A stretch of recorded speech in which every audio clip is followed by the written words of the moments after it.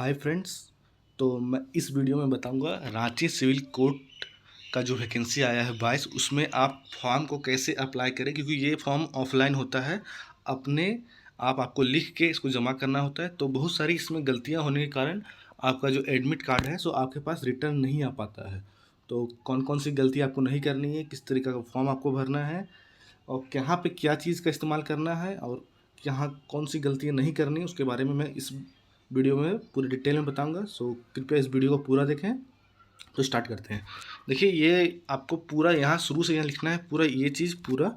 तो यहाँ पे ये लिखना, आवेदन पत्र का प्रारूप का स्वहस्तलिपि आवेदन पत्र निम्नलिखित प्रपत्र, यहीं तक लिखना है। उसके बाद यहाँ पे जो लिखा हुआ मैं निबंधित डाक या पोस्ट द्वारा भेजा, ये आपको नहीं लिखना है। विज्ञापन संख्या आपको लिखना है 01/2026। उसके बाद यहाँ पदनाम, पदनाम में आपको लिखना है कि आप किस चीज़ के लिए अप्लाई कर रहे हैं। कभी कभी क्या होता है कि पियून का, स्वीपर का अलग अलग आता है, तो आपको यहाँ पे लिखना है आदेशपाल के लिए करना है या पियून के लिए करना है, उसके लिए अलग।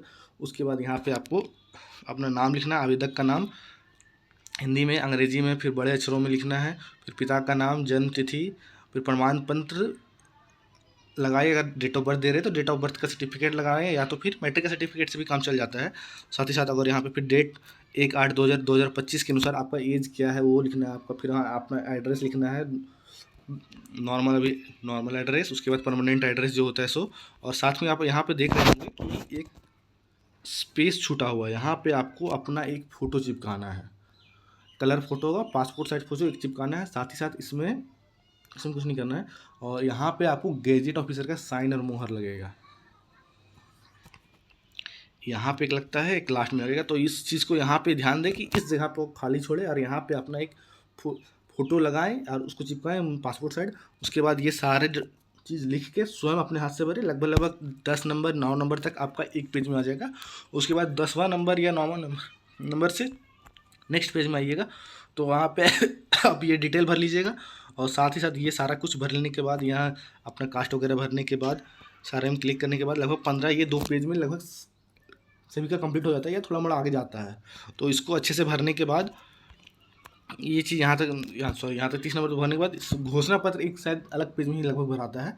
तो आप लेवल लेवल एक आपका एक पेज ले लेगा। तो ये घोषणा पत्र ध्यान से भरिएगा, इसमें कोई भी तरह का डॉट, बिंदु या हलंत वगैरह कुछ भी मिक्स ना हो, तो इसको ढंग से भरिएगा। साथ ही साथ आपको डेट और सिग्नेचर भरिएगा।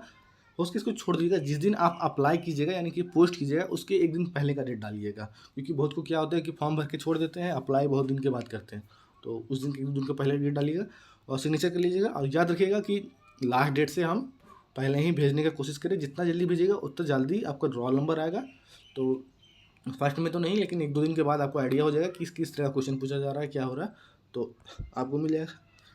और यहाँ सिग्नेचर करने के बाद जितना भी डॉक्यूमेंट आप यहाँ पे योग्यता के लिए दे रहे, जैसे मैट्रिक, इंटर, स्नातक यानी ग्रेजुएशन का हो गया, फिर अन्य कोई योग्यता यानी बहुत को कंप्यूटर का कोर्स किए रहते हैं या अलग कोर्स, तो जनरली कंप्यूटर का कोर्स होता है। तो अगर मैट्रिक का पढ़े तो मैट्रिक का ही सर्टिफिकेट दीजिएगा। उसमें भी बहुत कुछ क्या होता है कि एक मार्कशीट आता है, एक प्रोविजनल आता है, तो वो दोनों डाल दीजिएगा। साथ ही साथ आपको अगर जातीय आवासीय आय का है तो इसमें जातीय आवासीय आय से नहीं चलेगा, जरूरी नहीं, लेकिन जातीय और आवासीय का सर्टिफिकेट डालिएगा कि आप कौन से ज़िले में हैं और कौन सा कास्ट में है, OBC 1 OBC 2 उसके लिए। और मैट्रिक का सर्टिफिकेट से आपका डेट सर्टिफिकेट हो जाएगा, डेट ऑफ बर्थ सर्टिफिकेट हो जाएगा। और साथ ही साथ आप एक आधार कार्ड का जेरॉक्स भी लगा दें। और कहीं पे शायद आपका आधार कार्ड का नंबर भी मांगा होगा या याद नहीं आ रहा है, तो वहाँ पे करें। वो साथ ही साथ और लास्ट में अगर यहाँ पे दिया हुआ एक्सपीरियंस वाला, तो एक्सपीरियंस का अगर कहीं एक्सपीरियंस के कहीं काम किया तो उसका भी सर्टिफिकेट यहाँ पे लगा सकते हैं, या तो सरकारी संस्था में वहाँ अगर सर्टिफिकेट आपका काम करेगा। तो याद रखिए, जब फॉर्म भरने के बाद एक बार गैजेट ऑफिसर का साइन और मुहर जरूर लगा ले। सारा डॉक्यूमेंट का एक एक जीरोक्स लगा दे और वो डॉक्यूमेंट आपके पास होना चाहिए, क्योंकि जब आप इंटरव्यू के लिए जाएंगे तो वहाँ पे आपका डॉक्यूमेंट वेरिफिकेशन होगा। तो जो जो वहाँ पे डॉक्यूमेंट दिए हैं सारा का ओरिजिनल डॉक्यूमेंट वहाँ वेरीफाई होता है। तो याद रखें कि मान के चलिए अभी लगा दे, बाद में आपको ना मिले तो उसको अच्छा से रख लीजिएगा, क्योंकि बाद में बहुत दिक्कत होता है वहाँ पे इंटरव्यू के लिए, वहाँ पे आपको बैठने ना दिया जाए या फिर कुछ प्रॉब्लम करे आगे चल के आपके मेरिट लिस्ट में अगर नाम आ जाए तो वहाँ पे भी दिक्कत कर सकता है। और साथ ही साथ इसमें 2 फोटो अलग से अटैच कीजिएगा। और यहाँ पे आपको दिया होगा, देखिए यहाँ पे 20/7 से पहले आपको जमा करना है। तो 20/7 से पहले यानी कि आपको अगर पोस्ट के बाई पोस्ट कर रहे हैं या फिर आप जाके डायरेक्ट ही रांची के जो सिविल कोर्ट है वहाँ पे जाके डायरेक्ट जमा कर सकते हैं कोई भी ऑफिस में जाके, और वहाँ से आप टोकन प्राप्त कर सकते हैं। यानी 20/7 है, तो आपको 17 तारीख या 18 तारीख मैक्सिमम आपको अगर पोस्ट करना है तो कर सकते हैं। वहाँ लिफाफे का साइज़ वगैरह भी दिया हुआ है। देखिए यहाँ पे 3 पासपोर्ट साइज फ़ोटो लिखा हुआ है जो हम पहले बता चुके हैं, और साथ ही लिफाफा का जो होगा 25x11 सेंटीमीटर होना चाहिए, और साथ ही साथ उसमें 40 रुपये का स्टिकर लगा होना चाहिए। याद रखिए स्टिकर दोनों में होना चाहिए। एक अंदर भी लिफाफा आता है, उसके अंदर एक अलग से ये वाला फॉर्म आपको, इसमें किसी का साइन नहीं चाहिए। ये वाला फॉर्म भर के आपको छोड़ देना है। यहाँ पे देखिए क्रमांक संख्या कार्यालय द्वारा भरा जाएगा, ये चीज़ ना लिखें, सिर्फ क्रमांक संख्या लिख के छोड़ दें। यहाँ पे ये चीज़ ना भरें तो फिर बाद में दिक्कत होगा। अभ्यर्थी द्वारा भरा जाएगा, ये भी चीज़ आपको नहीं लिखना है। सिर्फ यहाँ पे ये लाइन वाला नहीं लिखना, लेकिन यहाँ पर अपना नाम, पिता पति का नाम, पताचार, एड्रेस वगैरह सारा कुछ लिखना है। और लास्ट में ये 2 चीज़ नहीं लिखा होगा, 4 नंबर और 5 नंबर को आप यहाँ पे 77 का स्थान और केंद्र लिख के छोड़ दीजिएगा, और 77 का तिथि लिख के छोड़ दीजिएगा। वो दोनों अपने आप भरेंगे, और डेट वगैरह भी छोड़ दीजिएगा, वो अपने आप भर लेंगे। और न्यायुक्त ये भी यहाँ पे किसी का कुछ नहीं करना है। और यहाँ पे अगर फ़ोटो चिपका लीजिएगा बस। यहाँ किसी का फ़ोटो और मोहर का साइन नहीं चाहिए, लेकिन हो सके तो आप उसकी घोषणा, वो जो गैजेट ऑफिसर है वो अपने से ही साइन कर देंगे तो अच्छा रहेगा। तो इस चीज़ को एक अलग लिफाफे में पैक कीजिएगा, और इसके साथ छोटा लिफाफा रहेगा, इसमें भी आपको टोकन साट जो डाक टिकट लगता है उसको साट दीजिएगा, और इसमें भी सटा जो रहेगा तो रहेगा ही। तो इस तरह के याद रखिए गैजेट ऑफिसर का साइन जरूरी होता है, क्योंकि बहुत सारे रिजेक्ट हो जाते हैं।